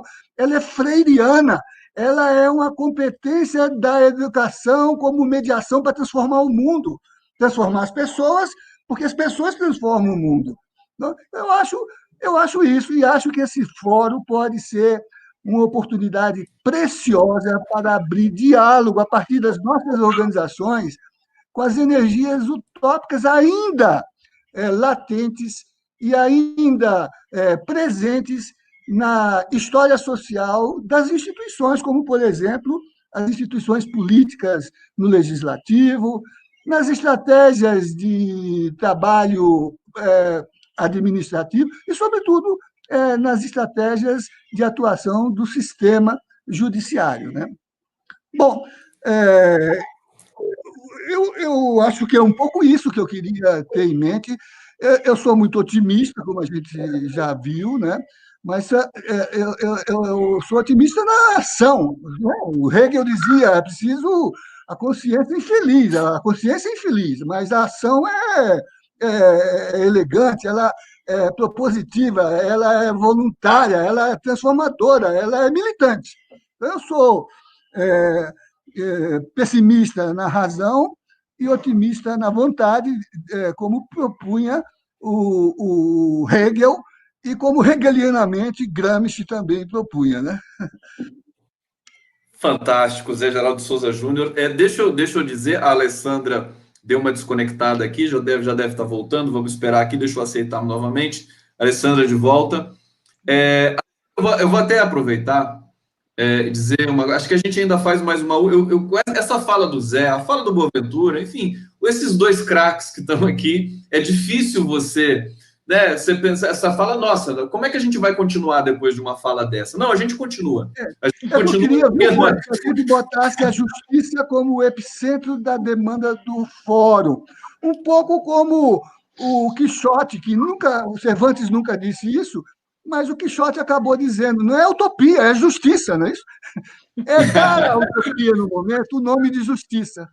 O excerto apócrifo do Dom Quixote, que você citou, Tem, essa passagem não tem no Cervantes. não tem no Não tem, Cervantes. nem a palavra utopia, mas devia estar lá, e aí botaram. Então ela circula como se fosse o Quixote. Perfeitamente. São essas citações que... É muito interessante isso. Tem ensaios bonitos sobre isso na linguística, de citações que não são reais, né? Mas que ganham, né? Por exemplo, o Freud nunca disse um charuto é apenas um charuto. Não está em nenhum lugar, ninguém sabe. Mas continua, a gente continua repetindo isso ad infinitum. Eu queria só dizer para a Alessandra o seguinte, a gente conversou, né? Eu que sugeria a confecção dessa live, né? Para a gente fazer essa live hoje, de preparação, no meio da semana, né? Para esquentar. Para quê? Para dar embocadura. Para mim é muito importante ouvir vocês, para eu saber a abordagem do domingo, né? Para como conduzir esse domingo. Foi até uma opção, talvez egoísta, mas eu vou tirar proveito, porque eu sabia também, Alessandra, que nós teríamos hoje aqui falas históricas, né? As falas uma atrás da outra, né? Essa fala do Zé agora é absolutamente espetacular nesse sentido. Então, vamos fazer a última rodada aqui, o último bloco. Antes, deixa eu trazer a reação. Olha a reação do público aqui, como é que tá, ó. Maravilha. Maria Zeneida Nobre, maravilha. Estarei atenta ao processo elaborativo do fórum. Sucesso pleno. Celi Santana, fato, orgânicos. Aqui, César Claudino, muito bom, professor José Geraldo. Regiane Aparecida, quanta sabedoria do professor José, estou encantada, parabéns. Flávia Assis, eu adoro Zé Geraldo, como ele fala tudo que eu gostaria de expressar. Aqui, Carmen Silva, boa tarde, é uma dádiva ter a oportunidade de ouvir os senhores. Sou do coletivo Linhas de Sampa e nos alimentamos da palavra utopia. Muito importante, dá a senha, dá o tom, né? É o tom do fórum e o tom para todos nós aqui. Acho importantíssimo, antes de passar para a Alessandra, eu quero ler um trecho da carta e passar para a Alessandra. Conde, só um aqui que é irresistível, é para a Alessandra. Relaxa, Alessandra, você vai para o céu, mas não hoje, tá? Vai demorar muito pouco. Vai demorar um pouco mais. Sensacional. É muito carinho aqui. O coletivo tem essa coisa também do afeto.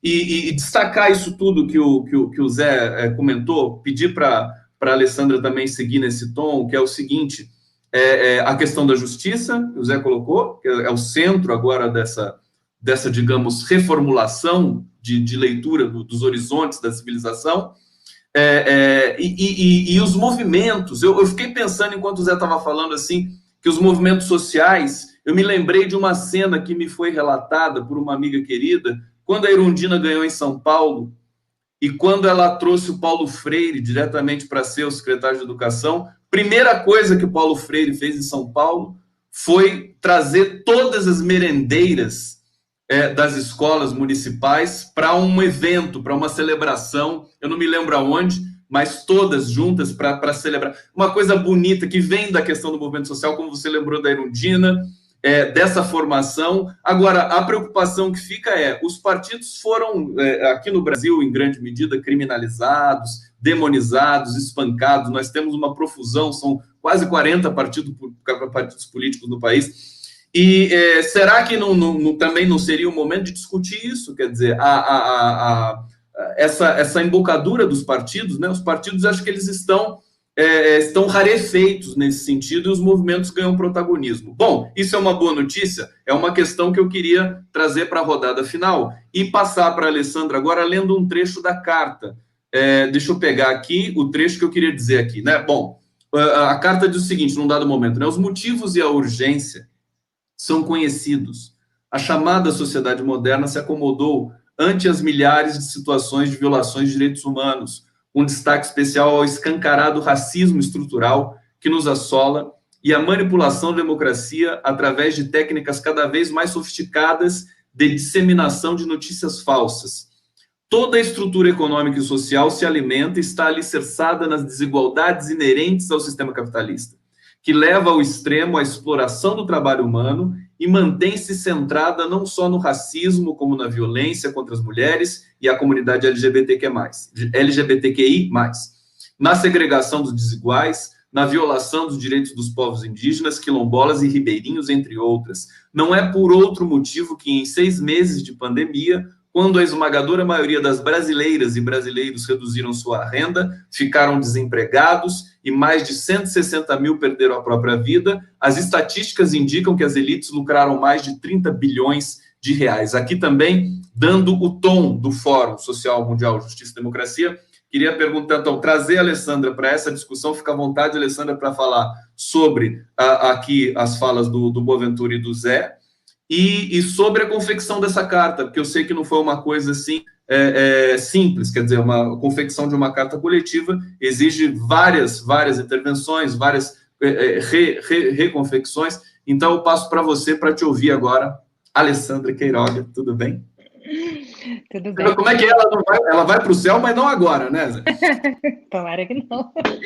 Então, se eu começar a falar, realmente a minha conexão hoje não está boa. Se eu começar a falar e ficar falhando, vocês me avisem que para não prejudicar. Essa carta foi uma construção coletiva, mas foi um texto que foi muito fácil, na verdade, porque era uma sensação que todos nós tínhamos, né? Assim, nós que estamos chamando o fórum. E a gente precisa se afastar, do Ministério Público em especial, né? A gente precisa se afastar da discussão relacionada à disputa política agora, porque nós estamos num momento, inclusive, muito delicado, que é de avaliação do que é que a gente, como ser humano, cidadão, pode se manifestar, né? E do que é que a gente está, na hora que está falando como se fosse um representante da sua instituição, né? Sejam os promotores, sejam os juízes. Mas o fato é que a nossa chamada foi justamente para poder questionar aonde que nós chegamos em razão ao nosso próprio papel, né? A gente quer questionar o Ministério Público, em especial, posso falar do nosso coletivo, o Transforma MP. Nós somos todos os saudosistas da Constituição de 88. A gente não sabe bem em que momento que a gente se perdeu, né? A nossa configuração, o jeito que a gente se formou, ainda na época do Pertence, que foi a época da Constituinte, nós éramos para ser a voz da sociedade defendendo a do Estado, né? Nós deixamos de ser a pessoa do rei, né? Aquela que estavam lá para processar, para poder virarmos os defensores da democracia, para poder estarmos por trás. O professor Zé Geraldo já fez uma vez uma fala sobre isso, que me achei muito bonita. A gente tem que ficar lá atrás, a gente tem que ser... o protagonismo tem que ser dos movimentos sociais. A gente tem que ajudar a não criminalização dos movimentos sociais, a que eles sejam ouvidos, né? No final do ano passado, houve um encontro muito bonito do Transforma MP com os movimentos sociais lá em São Paulo, e a fala era muito essa, era do pessoal dos movimentos, foram diversos, né? As Mães de Maio, o Movimento Negro, e a fala era, poxa, a gente não consegue falar direito com vocês, né? O que aconteceu que a gente ficou agora só dentro dos nossos gabinetes, né? Por que é que a gente deixou de priorizar as áreas que nos foram, que não foi uma sessão, foi uma negociação, né? O processo constituinte. O professor Geraldo sabe falar muito bem sobre isso, e quando eu entrei na UNB, era justamente, nós estávamos, eu entrei no semestre em que foi promulgada a Constituição de 88, aquilo era um sonho de que a instituição, que o Ministério Público pudesse fazer realmente, ser agente de transformação social, que é o nosso coletivo. E eu sinto que isso está na pauta de todos os outros movimentos que chamaram esse fórum. A gente quer mais do que qualquer outra coisa, é justamente discutir o nosso papel nisso tudo. Por que é que nós deixamos... O que está acontecendo com as nossas carreiras? Como é que a gente pode inserir pessoas negras nas nossas carreiras? Né? Como é que a gente pode se aproximar das ruas? Como é que a gente pode parar de ser elitista, classista, seletivo? Né? Por que é que nós chegamos aonde chegamos e o que a gente tem que fazer? É o concurso que tem que ser modificado? São os ensinos jurídicos? Né? São as faculdades? Né? Será que não deveria ter uma escola, igual tem em alguns lugares, como lá em Maputo, né? Que tem uma escola que você entra e você fica 2 anos e tem que ir lá nos catadores de lixo e conviver com eles? Será que é preciso que antes de ser promotor ou ser juiz, que se passassem 5 anos, sei lá, como na Defensoria Pública, vendo as agruras do dia a dia, né? Então, tudo isso é o que a gente quer questionar, na verdade, né? E a inserção, que os movimentos sociais venham para que eles possam colocar as suas experiências e a opinião deles, como é que a gente pode se reestruturar, é muito importante. Então, eu acho que o professor Zé Geraldo está certo, talvez houvesse um grupo entre nós que quisesse, inclusive, ser mais incisivo na carta, mas essa é uma carta convite, né? Uma carta que é para chamar para um movimento. E esse chamamento vai permitir que a gente chegue a uma grande discussão de diversos setores, que é uma discussão que tem que ser propositiva mesmo no final. Afinal, a gente tem que... Eu acredito que, pelo menos esse fórum, não tem essa limitação do Fórum Social Mundial que não é temático. A nossa proposta é que, no final, a gente tenha realmente uma construção em que hajam propostas efetivas, concretas, para que a gente possa modificar esse estado de coisas. Que fala importante, densa, bonita, da Alessandra Queiroga. Obrigado, a gente está na rodada final aqui. Tem uma pergunta para o Zé Geraldo aqui, eu já vou colocar aqui para a gente fazer, para dar o tom já. Olha que bacana a participação do nosso público, né? Marconi Burum pergunta: Conde, pergunte ao Zé Geraldo como localizar a utopia no espaço-tempo na era da pós-verdade. Não há um entorpecimento dos sentidos lúdicos civilizatórios? Se o Zé quiser já responder essa pergunta e a gente inverte a sequência final para o Boaventura fechar, fique completamente à vontade, ou então a gente faz a rodada padrão. O que vocês acham? Deixa eu abrir o microfone aqui de ambos. Podem abrir. Zé. Zé Geraldo, fala, Zé Geraldo. Vocês são uma dupla, né? Vocês são Butch Cassidy e Sanders. Se o Boaventura está jogando para mim, imagine o que eu posso fazer numa pergunta dessa. O Marconi, eu gosto muito dele, ele foi candidato a vereador pelo PT em Arraias, lá no interior do Tocantins. Eu acho que por isso que ele não ganhou a eleição lá, porque o eleitor dele, como é que vai entender essa pergunta? Ainda bem que ele dialogou com os eleitores dele, no sentido de identificar na sua comunidade de que modo os sujeitos se instituem no trabalho de afirmação da sua forma política de participar da cidade. Então, como é que você começou a sua fala? Você começou citando o Antônio Machado. Tem que começar a andar. Eu não tenho como construir uma referência para pensar essa questão em termos filosóficos. Eu tenho que começar a andar, me mover, agir na direção de afirmar minha presença no social e construindo com a minha identidade a competência para dialogar com as forças sociais, né? Não há projeto nesse sentido. A existência é preciso trabalhar enquanto capacidade de construir nas relações sociais as dimensões que nos emancipam, como o Marconi aprendeu a fazer isso na periferia das nossas cidades, conversando com os quilombolas, conversando com os indígenas, vendo as discussões. Gente, o Tejo é mais bonito que o rio que corre pela minha aldeia, mas não é mais bonito que o rio que corre pela minha aldeia, porque não é o rio que corre pela minha aldeia. Então, vamos entrar nas águas do rio da aldeia, porque se a gente atua no local, a gente interfere no global, em escala. E isso não foi sempre a dimensão mais construtiva do Fórum Social Mundial? Ele era global, mas formado no cotidiano de todas as mobilizações que encontraram lugar de fala e de diálogo sobre suas agendas. Em cada sala, em cada corredor, em cada manifestação, em cada passeata, em cada protesto, ali as agendas iam se configurando, se articulando, se integrando e saltando do local para o global, saltando dos temas de vizinhança para os temas de fronteira. O Boaventura tem um trabalho maravilhoso sobre a fronteira e a tradução na fronteira, e a fronteira é epistemológica também, é pular por cima da linha abissal, ele diz, né? É pular por cima da linha abissal. Então, eu acho que o caminho se faz caminhando, vamos caminhar. Agora, caminhar pensando, como diz o Quintana, que as estrelas nos ajudam a encontrar o horizonte. né? Então, vamos reivindicar estrelas. Aí, quem sabe, a gente ganha o pão, né? Na luta pela reivindicação das estrelas. A gente conquista o pão, né?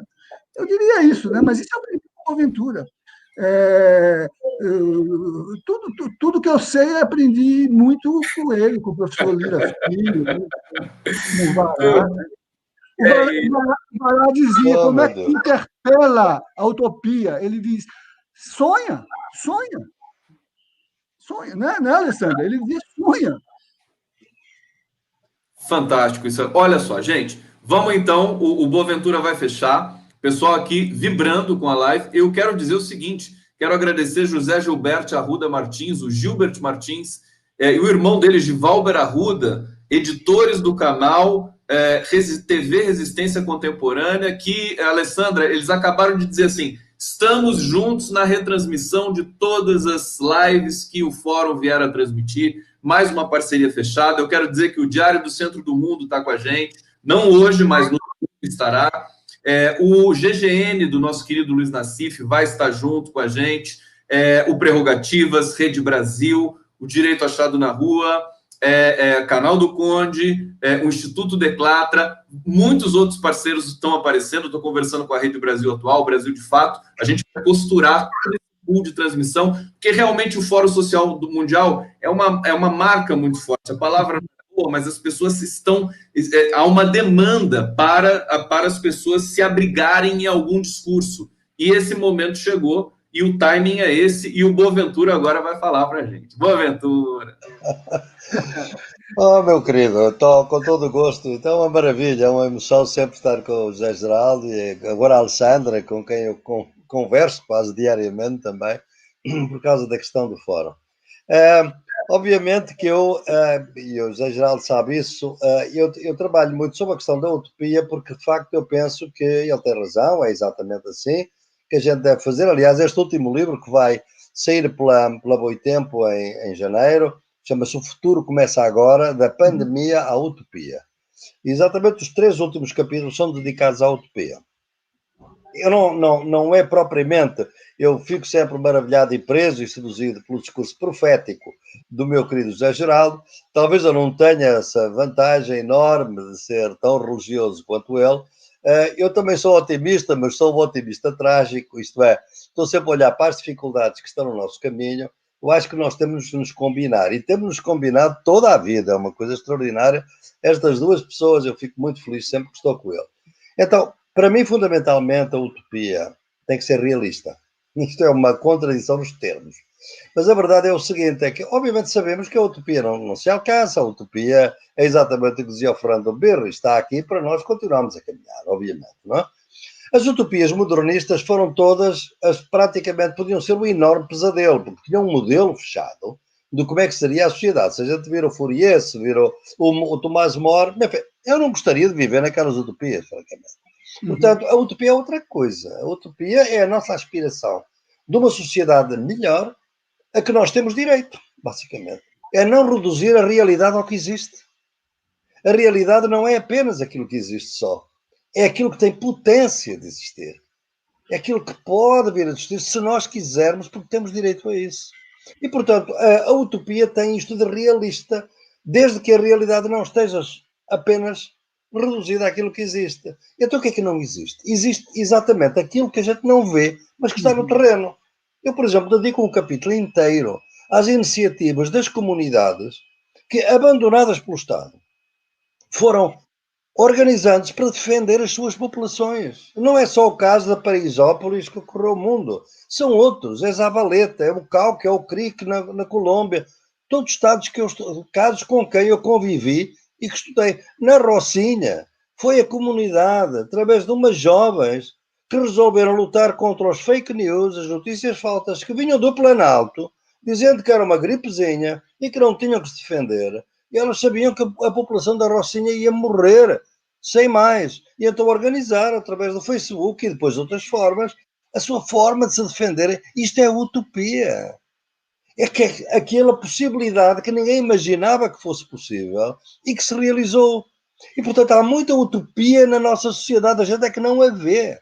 E houve algumas que nós destruímos. Por exemplo, o Brasil destruiu uma utopia que tem que reconstruir. Foi quando nós, eu comecei lá em 1989, quando comecei a trabalhar em Porto Alegre, o que é que eu fiz? A minha primeira pesquisa, depois da favela, foi estudar o orçamento participativo em Porto Alegre. Era uma coisa nova. Era aquilo que nós mais precisamos hoje, articular a democracia representativa com a participativa. Porque já sabemos que a representativa entregue a si mesma não se defende dos fascistas. Elege-os. Canta-lhe inclusivamente hinos. Não chega. Ela está demasiado corrompida. Então a democracia participativa é outra coisa. Agora, podemos destruí-la. Como é que se destrói a democracia participativa? Se eu, por exemplo, quiser partidarizar. E se eu começar a dizer, bem, este movimento é meu, pertence ao meu partido, aquele movimento não pertence ao meu partido, aquele movimento, aquela associação é do meu partido, só favoreço, só dou transporte a esta associação, não dou aos outros. Liquidou a democracia participativa. Então a gente tem que saber o que nós podemos fazer.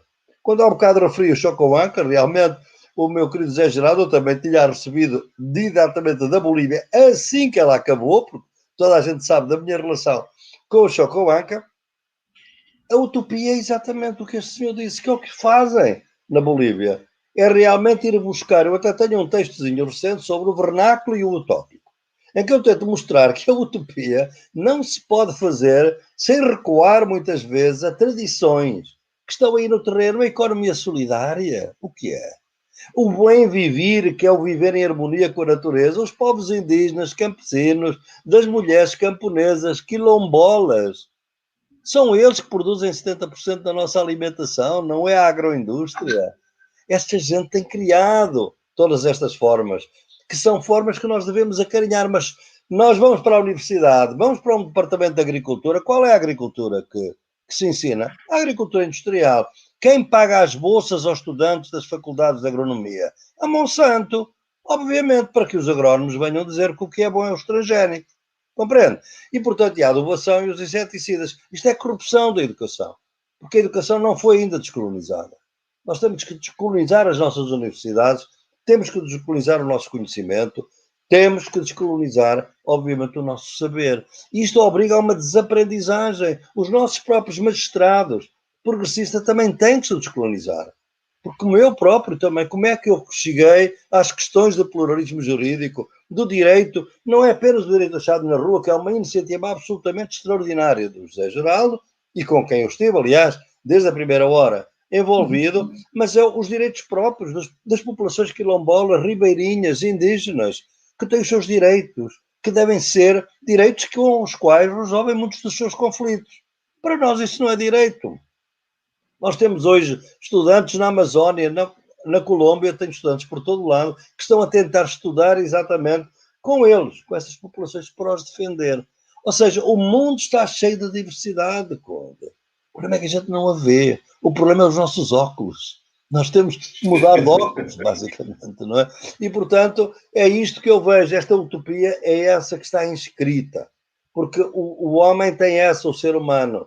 Ele é simultaneamente finito e infinito. Ele realmente sonha com o infinito, apesar de saber que é finito. Claro que, infelizmente, muitas vezes levou a infinitude para outro mundo. É o caso da religião, que muitas vezes se aproveitou dessa potência infinita do ser humano. Mas ela não tem que ir para a religião. Pode ir para a espiritualidade. A espiritualidade dos povos indígenas. O rio é sagrado. A monte é sagrado.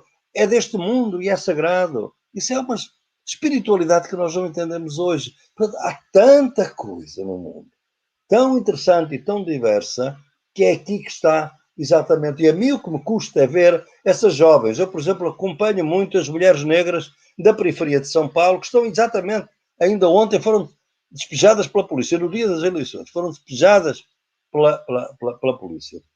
Pois essa gente que nem sequer preocupou-se muito com as eleições, porque estão um bocadinho desiludidos com o processo eleitoral. Mas estão a ocupar. Porquê? Porque é gente que não tem condições de se defender nas casas em que está hoje. Eles estão a realizar ou pedir no dia das eleições, eles estão a fazer uma ocupação. Quer dizer, a democracia obviamente está a funcionar com as eleições, mas eles estão a fazer um trabalho democrático, democratizar a vida. É esta diversidade que não é muitas vezes valorizada. Ninguém falou nelas. Eu estou a falar aqui com todo o orgulho pelo trabalho que elas fazem. Não quero agora dar-lhes o nome, porque eles foram despejados pela polícia, e posso pôr em causa algumas delas. Não as quero, mulheres notáveis que tenham a fazer esse trabalho. Claro que algumas delas, mais tarde, vão entrar no sistema político. Como vereadoras, entraram várias. Olha, a Isa, por exemplo, em Belo Horizonte, a Silvia Ferraro, como uma extraordinária mulher também, professora da escola média, com uma mandata, como eles dizem, um mandato coletivo de mulheres negras e trans, todas de movimentos, que eu apoiei. Pois, nem todas as minhas candidatas ganharam, mas eu termino com uma que eu quero que ganhe para o próximo, que todos vocês conhecem, que é a Ana Ribeiro, a Luísa Ribeiro, que foi a grande líder dos secundaristas no Brasil, em 2016 o movimento, foi candidata pelo PT, apoiei em Santa Catarina, em Curitiba, não foi eleita, ficou por pouco. Fica para a próxima, e essa outra grande líder, que eu quero que vocês ponham esses nomes na cabeça. Iliete Paraguaçu, da Ilha de Maré, uma mariscadora absolutamente extraordinária, que teve 2.900 votos, e certamente vai ser também outra grande líder. É aqui que o Brasil está a nascer. São estas mulheres que estão a transformar o Brasil, daí o meu otimismo. É trágico, porquê? Porque estas mulheres estão a ser poluídas e doentes pela poluição da Baía de Todos os Santos, podem amanhã levar um tiro da polícia, se são negras, podem levar violência da parte dos companheiros e, portanto, eu não posso deixar de olhar para as dificuldades delas. Mas são absolutamente notáveis, extraordinárias, são elas as portadoras da utopia. Nós temos que ser intelectuais de retaguarda, vamos atrás delas, acompanhando. Não somos guias de coisa nenhuma. Grande abraço. Que maravilha! Deixa eu abrir o microfone aqui de todos vocês. Boaventura, ô Zé, Portugal está descobrindo o Brasil de novo? É isso? Dizer o seguinte, Boaventura. Desculpa, agora nossas riquezas naturais agora. Agora as nossas riquezas intelectuais e sociais, né? O Boaventura é um dos maiores agitadores do debate da política. Eu estou a devolver, pai, eu tenho uma dívida histórica como colonizador. Eu estou só a devolver um pouquinho. Ai, que sensacional. Gente, olha, o sentimento de gratidão aqui do chat é impressionante. Eu vou pegar a frase do Marconi Moura de Lima dizendo: parabéns aos palestrantes, sou fã dessa gente tão generosa e emprestam-nos suas inteligências incríveis, seus tempos, suas utopias. Obrigado a todo mundo que acompanha essa live. Alessandra, querida, deixa eu abrir o microfone aqui, seu, pode abrir, porque agora a gente se despede do pessoal aqui, a gente pode fazer o eco, não tem problema nenhum. Zé, obrigado. Obrigado a todos. Obrigado, Alessandra. Gente. Obrigado. Até domingo, por favor. Até domingo, né? Sim. Até domingo às 11 da manhã, neste mesmo local, com os mesmos coletivos, com palestrantes de todos os lugares do mundo. Olha, a Alessandra não vai para o céu, porque o céu é que mandou a Alessandra para a gente. Ai, meu Deus. Essa não. Beijos para todos vocês. Tchau. Obrigada, gente.